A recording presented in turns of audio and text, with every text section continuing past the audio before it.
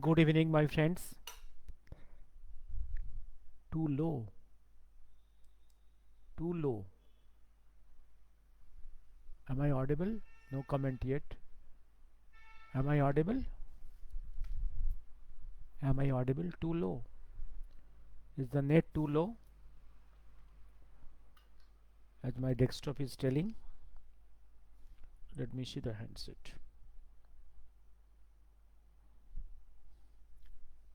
Yes, Ashok. Am I audible and visible? But my desktop is saying the net strength is too low. Too low. Anyway, let me start. I will start it today. Let me let me start. Too low. Okay. I am visible. I am visible and audible.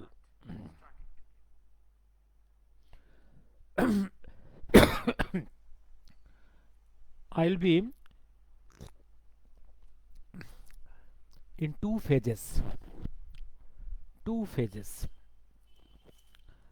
Both the two episodes will be short. I think the first phase would be around 20 to 25 minutes, and that will be on the Kaladan project. The Kaladan project of India in the coastal area of Burma. Kaladan project and the shadow of Mahakal. Then I will go with a gap of minutes, 2 minutes. I'll go to second part, Mahakal Kathon in English. What Bhagavanji Mahakal has told. A small part I will read out from books. The first part, the Kaladan project, the Kaladan puzzle. I am inspired by an article of today's Times of India, Calcutta edition, page 10, an article. Article is, will Kaladan restore what Dhaka may take away? The background of this article is like this. Our seven sisters, northeast India, is connected to the mainland of India through a narrow neck, that is Siliguri neck, which is narrated as a chicken neck. Strategically, that's our weakness, because communications of the seven sisters, Arunachal, Assam, Manipur, Nagaland, Tripura, Mizoram, all these areas, is dependent only on this narrow neck of 22-kilometer stretch, on the north of which the other countries like Bhutan, Nepal, just away Tibet, which is occupied by China, and below Bangladesh. Anytime the enemies can be encouraged to cut it, to encroach it and cut it, so that our landline communications with the northeast, with the main body of Bharat, will be cut off. Strategically our weak point, no doubt. That's why government of Bharat was trying to negotiate with Bangladesh some land routes, roadways and railways through the body of Bangladesh. When Hasina was there was some progress. If that land routes, railway and road, that will be bilaterally good for both countries, because Bangladesh will be in a easier position to transport their excess goods to the market of India and also to Nepal, Bhutan, all these things, and also for India, easier communication to the northeast. But as the Bangladesh, now the illegal temporary government, unelected government, who has occupied the political power in Dhaka, knocking out the elected Prime Minister Hasina. Now we are in a bad position because whatever projects were there on the land route, railway route, that almost all have been disrupted. Then how to have a, we cannot depend only on a small narrow chicken neck in Siliguri. We have some other routes to communicate to the north east Seven Sisters. That route is the naval route, then riverine route, and either through Dhaka to Chatga Fort into Burma and our Seven Sisters, or to a port in the coastal area of Burma. So there the riverine route and then to land route into Seven Sisters. Initially we hope the Chittagong port will be for us, good for us. From Calcutta port or Haldia port, ships will go to the Chittagong port, and from, if Bangladesh is friendly and under Chittagong port is under control of our favorable government in Dhaka, that will be good. From there to the our Seven Sisters, our transport will be easy. But the moment the Bangladesh, this government is hostile, we have to create a another way with the help of some favorable forces in Burma, Myanmar. And initially we planned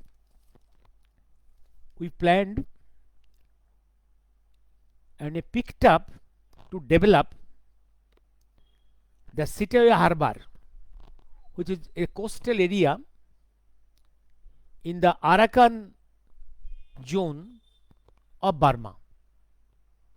Sitaya Harbour is at the mouth of the Kaladan, a river coming from through Myanmar, ending in Bay of Bengal.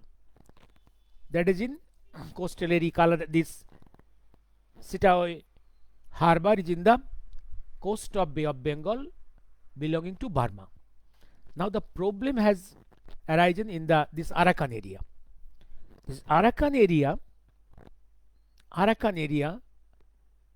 now there are some rebel forces, and for many years a military junta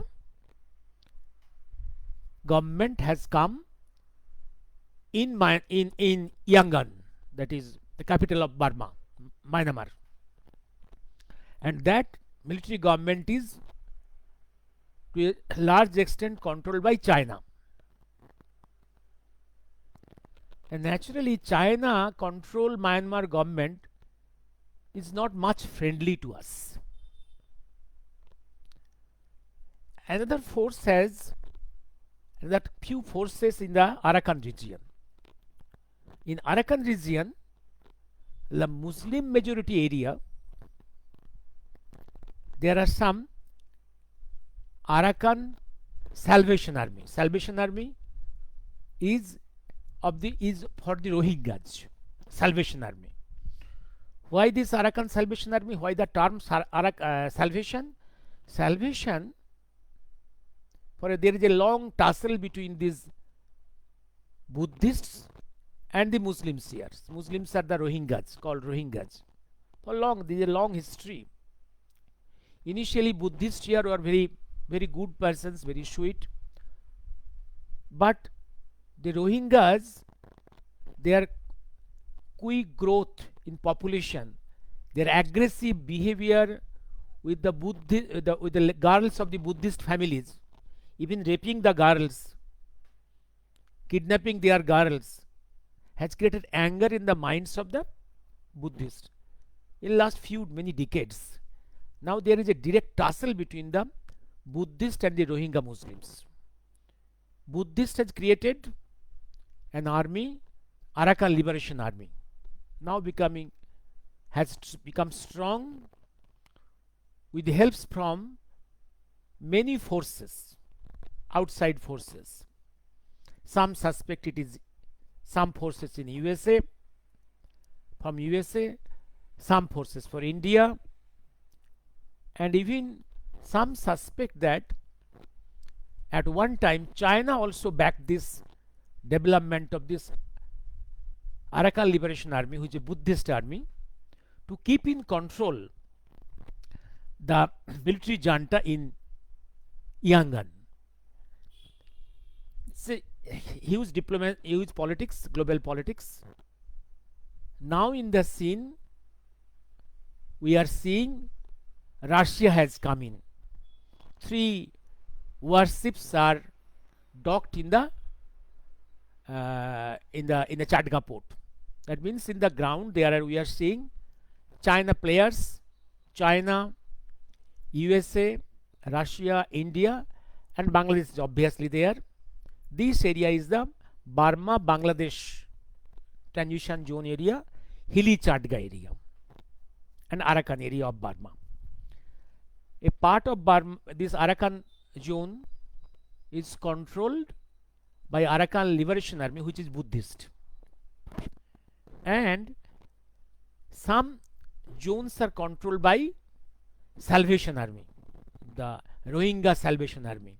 They are for the Rohingyas, and many lakhs of Rohingyas are now in Bangladesh, Chittagong area and other parts as in the refugee camps.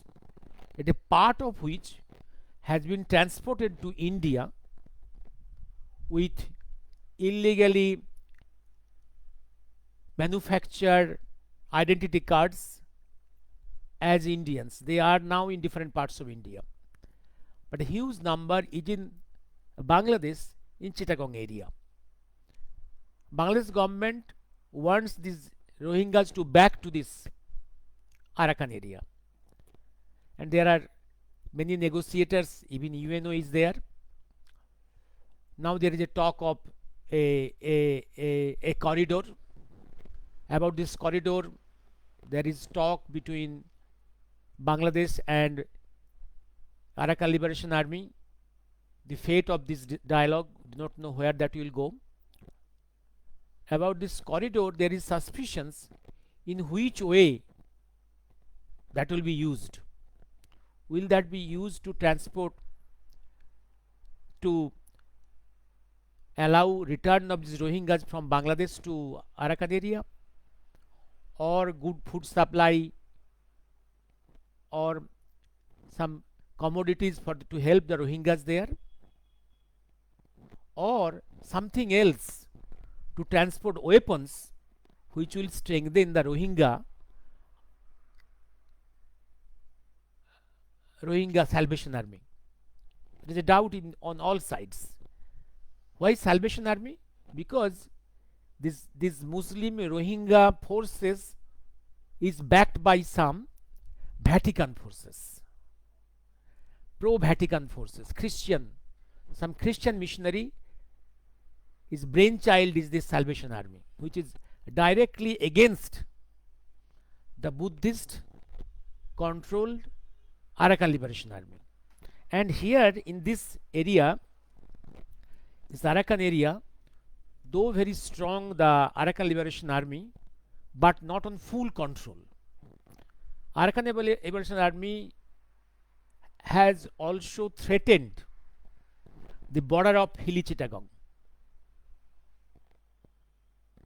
This Arakan Liberation is so strong at some areas, they have threatened to transgress into the hilly Chittagong, crossing the border of Bangladesh. then India has to now to negotiate with so many forces in this region.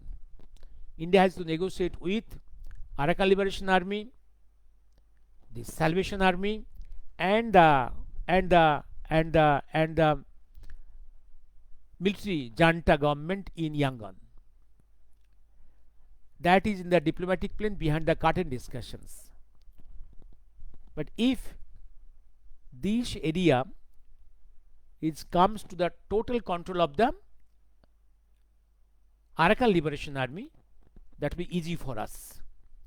Only with support from this Arakan Liberation Army controlled Arakan area, we can complete our Kaladan project, because our ship naval through sea route from Calcutta and Haldia, our ships will go to the Sitwe harbor. From there, navigate upwards the body of water of the Kaladan, which is in the Arakan area, and from there the land route into our Seven Sisters. But we have to see in which way, we have to wait in which way the forces are aligning within themselves, and which is collaborating with whom. Today I will just tell you only one thing. Some friends asked me, that's why I tell you one thing. I have in the past I have told you, both in the Pak Afghan front there is shadow of Bhagavanji, there is shadow of Mahakal, and that is on record. Similarly, in the Burma Bangladesh, this zone, there is shadow of Bhagavanji, shadow of Mahakal. I will just stop after reading those documents. There is shadow, because the purpose of sadhana of Bhagavanji Mahakal is a new Bharatvarsha, with a new geographical map, and following the history and heritage of Bharatvarsha, because whatever this Pakistan and Afghanistan area, and here in Burma and Bangladesh, these are all parts of our history heritage, our cultural hemisphere, our old cultural hemisphere, belongs to our Bharatvarsha. I will just pick up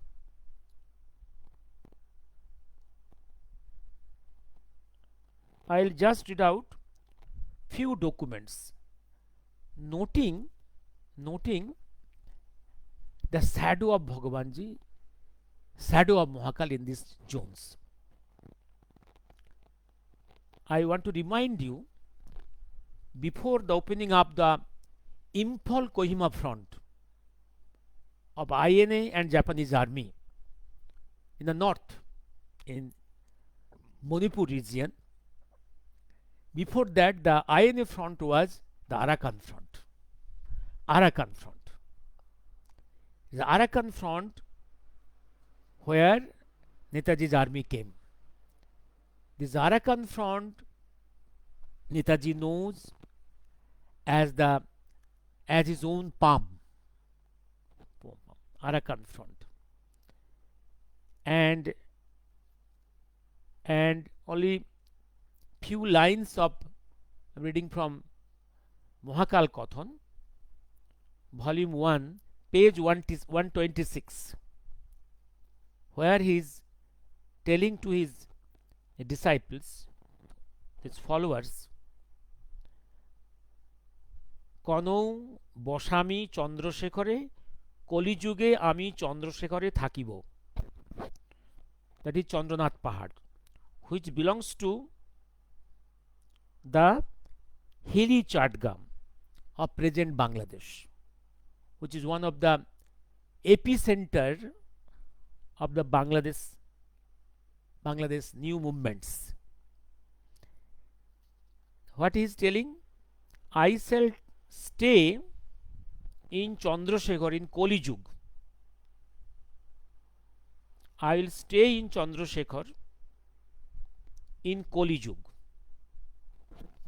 that is in Chandranath Pahad, that I do not know. Then I will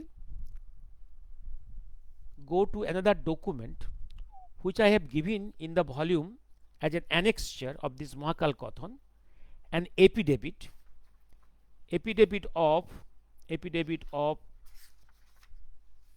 very big man,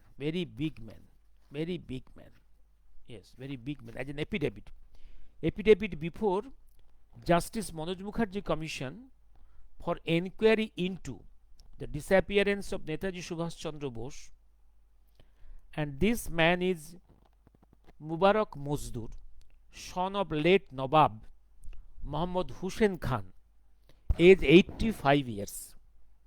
This man also placed affidavit before the Justice Khosla Commission. This man at his age of 85 years has submitted this affidavit, the big affidavit about 30 pages. Here in my book, from page 196 to 2008, 208 pages, this affidavit I have given, very important. Here in this affidavit, he has told his associations with, he belongs to a Nawab family of UP, also residences in Calcutta in Park Street. It's a big merchant, rice merchant, who was given license to collect rice from Burma and Thailand in 50s by Nehru government. He's that level, he's a man of that level. Naturally, he has described his associations with Joy Prakash Narayan, Sharad Bose, Nehru, all these persons, big persons. Rafi Ahmed Kidwai, Professor Rajram Shastri, all these Satyaranjan Bakshi, all these big persons. But one vital area, that is when he was in Burma to negotiate with the military government there, that time military government in 54, to bring rice for Calcutta, for India, because at that time India was having food crisis. You know, for wrong agriculture policy of Nehru, India entered into a gross food crisis. And I am reading only from item 13th to 14th and 15th. I'll just read out and then stop. It was during my visit to Burma I have gathered information that Subhas was living as a Buddhist monk in Golden Pagoda.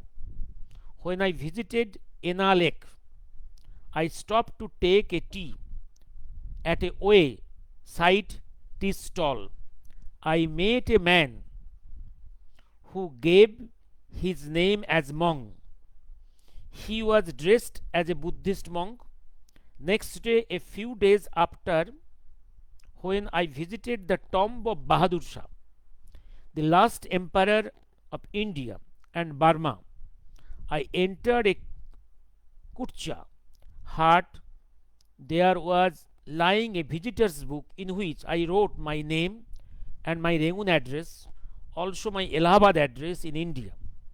After that, I went to offer Fateh on the two tombs lying side by side in the said compound. I found that there was a man dressed as a Buddhist monk was sitting behind the two tombs and crying at that sight. At that side, I got nervous and ran towards the door to leave the place at the earliest, as I thought it was a ghost. I boarded into the waiting taxi and left for my hotel and Stand Road in Rangoon. Item 14th, because in affidavit you have to place that in stanzas, like at midnight, at 2 o'clock in night, somebody pressed the bell of my room. I opened the door and found the same man whom I met at Ena Lake. I asked him to come in my room and to take a seat. I asked him, "What is your name, please?" He told, "I am a monk. I am Mong, a Buddhist priest. I and met you at the Enalek." Unquote. I then asked him how you got my address. He told me, "I got your Rangoon address, an Indian address, from the visitor's book at the tomb of Bahadur Shah Jafar." He said me, "When shall you return to India?" I replied, "I cannot tell you that." I then asked him, "May I know your nationality?" He answered, "What is the nationality of a man after his death?" Unquote. At that moment, I deeply sighed and found at this moment that surely this man was Netaji, Subhash Chandra Bose. I have met him 3 times in Rangoon, and it was the same man whom I had taken as a ghost who was crying at the tomb of Bahadur Shah Jafar and his wife Jinath Math.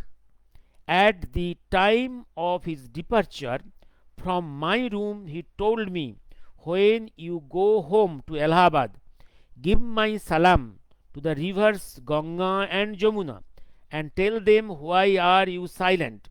Why there is no storm in your bed? Where have you where have your high waves gone?" Unquote. Thakin Nu had also concerned that this man who was living in Golden Pagoda as a Buddhist monk was Subhash Chandra Bose. Thakin Nu also confirmed this to this person. I say that regarding the query about air crash story, other things, he is emphatically telling that he do not believe in the air crash story of Netaji Subhash Chandra Bose. This I think you'll get it and read it. He is a very important person, very important person. He belongs to the Nawab family. He is Mubarak Mozdur, son of late Nawab Muhammad Hossein Khan. At his 85 years of age, this affidavit, he also placed affidavit before Justice Khosla Commission. Here his age is 85 years. He belongs to Nawab family of UP. Also his one residence in Park Street, where Nehru came. Then I will tell you just one, I will read out one document of the shadow of Mahakal, shadow of Bhagavanji in Pak Afghan front. I will read that document. That is in my volume Netaji Subhash Chandra Kichu Bitarko Tottho, third volume, page 150. I have given a document, a white paper of the USA.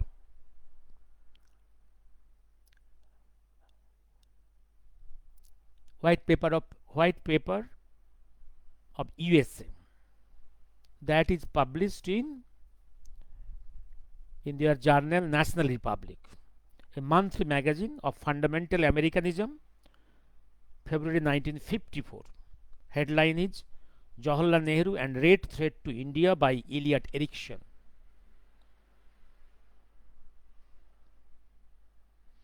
Here this white paper was placed before the government. They invite white papers.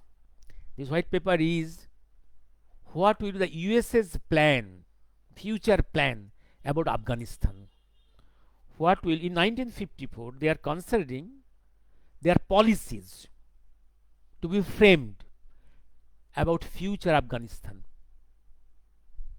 And here I am not reading the whole of the article.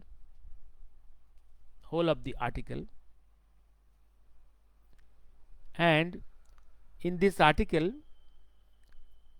they are considering the policy of the USA will depend on what the communist China is thinking, what communist USSR is thinking. Then they are considering a third very important point. What is that? I'm reading that point. There is a strong possibility that Bose is alive at the end of the war, when Japanese front collapsed in Burma. Bose, if be shown himself, ran a great risk of being prosecuted as an international war criminal. He was supposed to have escaped from Burma by plane and died in a crash. Allied intelligence officials could find no evidence that he died in the wreckage of the plane he was supposed to have fallen.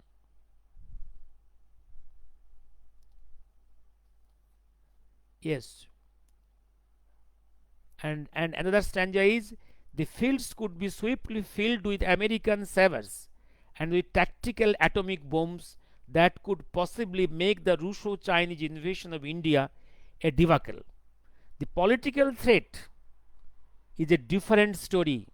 The political threat is a different story. Perhaps a major element in the menace is the mystery of supposedly dead Chandra Bose. They are considering what the supposedly dead Chandra Bose is doing in this region of Afghanistan. Their headache about Afghanistan. Yes, Afghanistan. Their headache is Afghanistan. Because on Afghanistan, yes, Afghanistan could fall in hours. They are thinking. In 1954, USA is thinking anytime Afghanistan could fall in hours to USSR forces. But the Chinese and the Russian military invasion still would have chiseled itself through a handful of small bases and over rugged mountain roads. Armor would find its gasoline supplies hard to furnish and easy to block. Infantry could be bottled up in the Himalayas. They are thinking in terms of what will their policy about Afghanistan if Red forces from USSR invades Afghanistan. Yes, and their factors they are thinking, what USSR is thinking, what China is thinking. Next they are thinking what the supposedly dead leader Chandra Bose is doing there.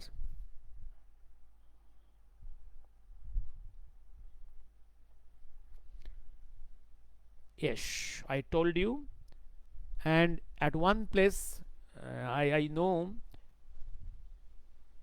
Borun Sengupta, that famous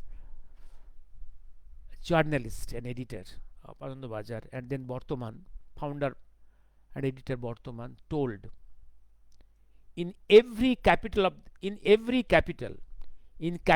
every country who feels themselves